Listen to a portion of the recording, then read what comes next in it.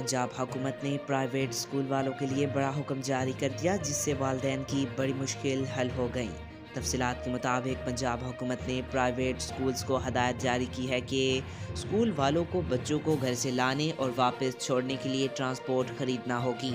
Secretary school education خالد نذیر وٹو کا کہنا ہے کہ بڑی اسکول چینز 13 جنوری تک لازمی بسیں خریدے، بسیں نہ خریدنے والے اسکولوں کے خلاف کارروائی ہوگی۔ پنجاب وزارت تعلیم کے مطابق موسم سرما کی چھٹیوں کے بعد بچوں کو بسوں میں پک اینڈ ڈراپ دی جائے گی اور بسوں کی خریداری کے معاملے پر اسکولوں کو کوئی رعایت نہیں دی جائے گی۔ اس موقع پر پرائیویٹ اسکولز ایسوسی ایشن کی جانب سے تحفظات کا مظاہرہ کیا جا رہا ہے۔ دوسری جانب لاہور ہائی کورٹ میں اسموک تدارک کیس کی گزشتہ سماعت کا تحریری فیصلہ جاری کر دیا جس میں پرائیویٹ اسکولوں کو طالبہ کے لیے بسوں کا انتظام کرنے کے لیے اقدامات کی ہدایت کی گئی ہے۔